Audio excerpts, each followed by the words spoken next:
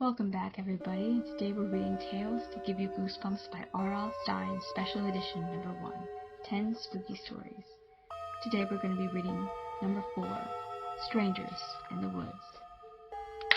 "This ruins everything, Lucy," wailed Jessica when I called her to deliver the bad news. "I can't believe you're getting shipped off to... what's the name of that town, anyway?" "Fairview," I said, with a long, very sad sigh. I twisted the phone cord around and around my finger. I could just cry. I'm not usually so depressed. Actually, Jessica says I'm annoyingly happy most of the time.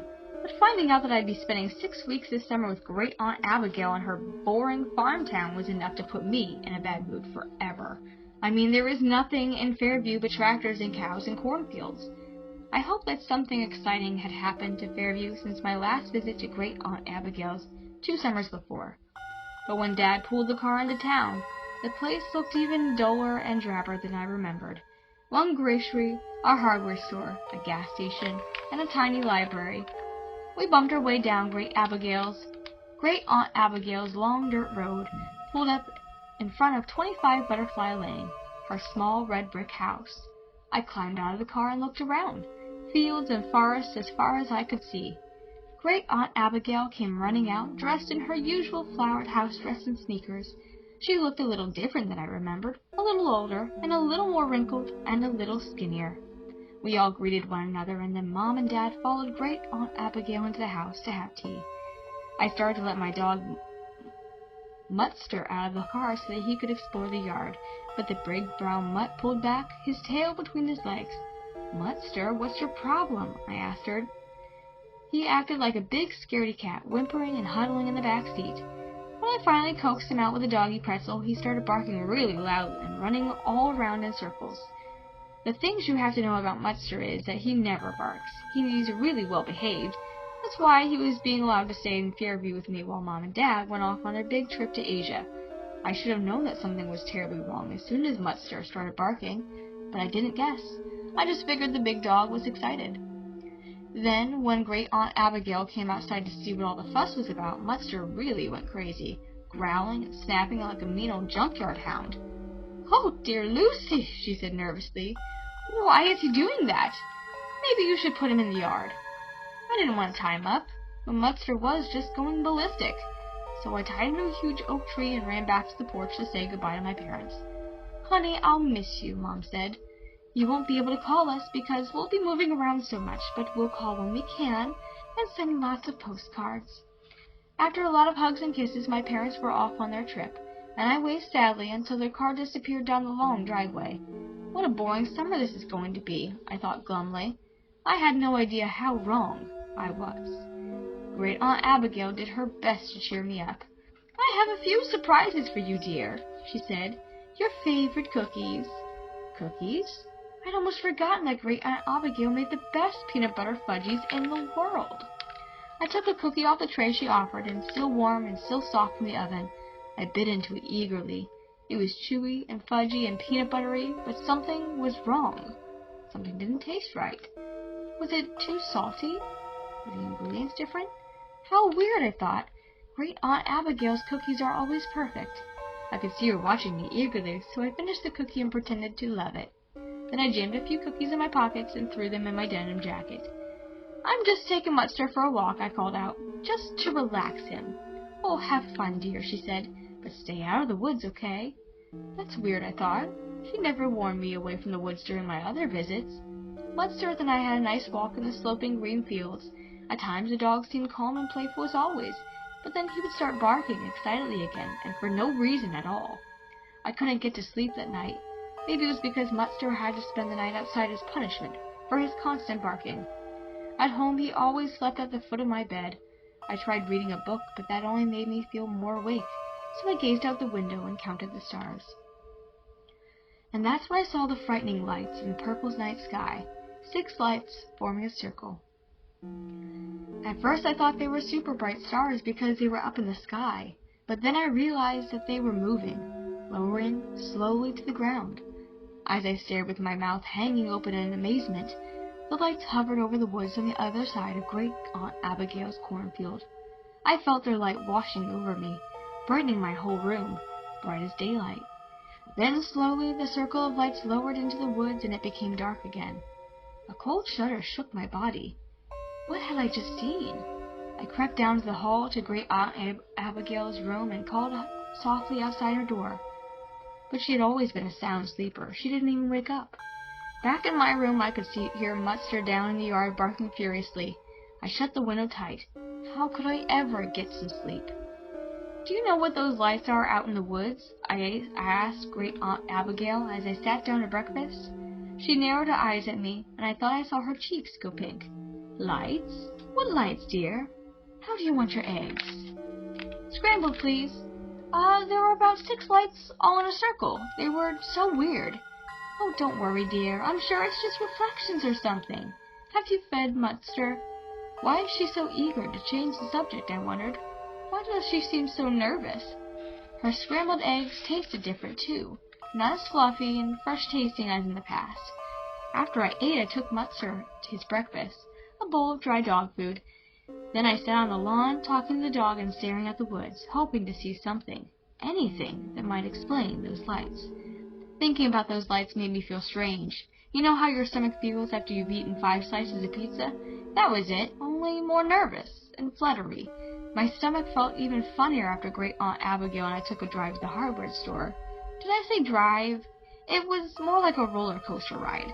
To my shock, my usual careful Great Aunt drove like a maniac. We almost clipped the mailbox on the way out of the driveway.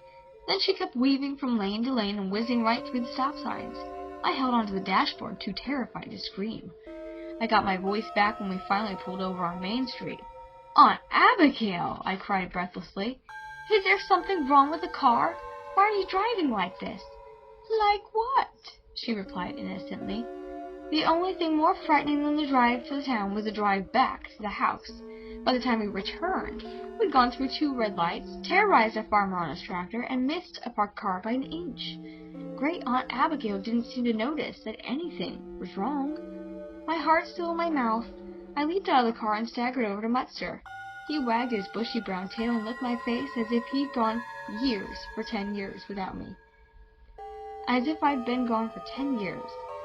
But then he stopped mid-lick when Great Aunt Abigail climbed out of the car. Err, he growled ferociously, straining at his leash. What is going on here, I asked myself. Why does everything seem so different, so wrong? I saw the eerie lights again that night, and the next night too, bigger and brighter than ever, hovering in a circle over the woods. As I pressed my face up against the window to watch them, I suddenly had a frightened thought. They looked just like the lights in an alien spaceship in my favorite movie, Attack of the Pod People. I tried desperately to come up with another explanation for the lights. Streetlights? Not in Fairview. A plane? A plane could hover like that, and I'd never seen a plane with lights that bright. I felt a chill go down my back as I realized there was really no other explanation. Aliens had invaded Fairview, and they were landing in the woods right near my great aunt's house. Wrapping my arms around myself to stop the chills, I found myself thinking about Great Aunt Abigail. She seemed so different, so changed. Had the aliens taken over Great Aunt Abigail's mind, just like in the Pod People movie? I could hear Mutster start to bark down in the yard. Dogs have a sixth sense, I knew. Mutster sensed that Great Aunt Abigail was possessed by an alien. That's why he had been barking and growling at her. Suddenly gripped with fear, I turned away from the window. Was I next? Would the aliens come after me next? I had to get out of there. Run away? But where? Mom and Dad were thousands of miles away. Should I call my best friend Jessica back home? Oh, she'd think I was joking. Besides, how could she help? I needed someone closer. The police! Trying not to make a sound, I crept down to the stairs to the phone in the kitchen, and Great Aunt Abigail, or whoever she was, had gotten there first. She had her back to me, and she couldn't see me, but I could hear her. Don't worry, my niece doesn't know. Yes, I told her to stay away from the woods, and she won't know anything until it's all over, tomorrow night. My palms started sweating, and I got that itchy feeling under my arms I always get when I'm really nervous. All over? Until what was all over? The alien invasion? Until Mutster and I had been taken off to some weird planet where they'd put us in cages? I had to get back to my room, and fast. I turned back to my stairs, but the floorboards creaked loudly beneath me. Great Aunt Abigail whirled around to face me. I gasped, and my mouth dropped open in horror. My great aunt's face was glowing green. "Lucy, what are you doing up?" Great Aunt Abigail demanded. She took a few steps toward me. I suddenly realized I was terrified of her. Just going back to bed," I stammered. Backing away, I hurried up the stairs, my entire body trembling. I closed the bedroom door tightly and whirled, waiting to hear Great Aunt Abigail paddle up the stairs and go into her room. I knew I couldn't spend another minute in the house. Couldn't stay there with an alien from outer space. Frantically, I pulled on jeans and a sweatshirt, and I had to get to the police. I had to tell them about the aliens. But would they believe me? They will if I go to the woods and see the aliens first, I decided. I know, I wasn't thinking clearly, but I was having a major panic attack, and it seemed like the best idea at the time. I sneaked silently down the stairs and out the back door. I should have woken up Munster and brought him with me into the woods, but I was so out of my mind with fear, I didn't even think of him. I ran across the backyard, headed into the woods. Nothing but darkness ahead. No lights hovered in the sky. What was waiting for me in that darkness? Where were really the aliens there? I needed to get a glimpse of them, just a glimpse so I could describe them to the town police. The woods were dark, steamy, and wet. It was like plunging through a thick jungle. There was no path, so I had to push my way through, stumbling over fallen logs and marshy ground. As I made my way, I kept hearing rustling noises on both sides of me. Was I being followed? Was I being watched? As I stopped to catch my breath, a light approached overhead. Swallowing hard, I moved towards it. The trees thinned out, and I found myself in a large clearing. What were those sounds? Voices? Human voices? Or alien voices? I gasped as the bright lights washed over me. The white beam blinded me, capturing me in all of its harsh spotlight. I shielded my eyes over the light hovering over me, closing in, covering me, holding me helpless. "Bring her here," I heard a deep voice order. I felt hands tugging me. I tried to pull away, but my captor was too strong. "You can't take over my brain," I shrieked. "I won't let you."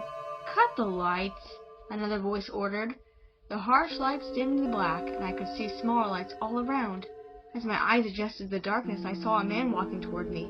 He wore a baseball cap and a long-sleeved polo shirt over jeans. "Young lady, I don't know what you're screaming about," he said, "but you can't just walk onto a film set. You just ruined a shot that took 3 hours to set up." "Film set?" I opened my mouth to reply, but no sound came out. We asked the people in town to stay out of the woods," the man said sternly. "We're finishing our movie tomorrow, then we'll be out of here." Movie? I took a deep breath, trying to get myself together. Suddenly I heard dogs barking. "The dogs are ready," a young woman carrying a clipboard announced. She raised a dog whistle to her lips, then she blew into it. It made no sound that I could hear, but the dogs immediately barked louder. "That explains why Munster had been barking all the time," I told myself. "He keeps hearing the dog whistle from the woods." Everything made sense now. Great Aunt Abigail warning me to stay out of the woods, the bright lights, my great aunt saying something on the phone that would be all over tomorrow night. "I'm sorry," I told the man. "Really, I'm so sorry. I felt like a total jerk. I ran all the way home." Great Aunt Abigail was waiting for me at the back door, her face tight with worry. "Lucy, where did you go? Where have you been? I was about to call the police." I told her how sorry I was, and the words just burst out of me. "I saw the lights, and Munster was acting so strange, and your skin was green, and you drove so wildly, and the cookies were wrong, and...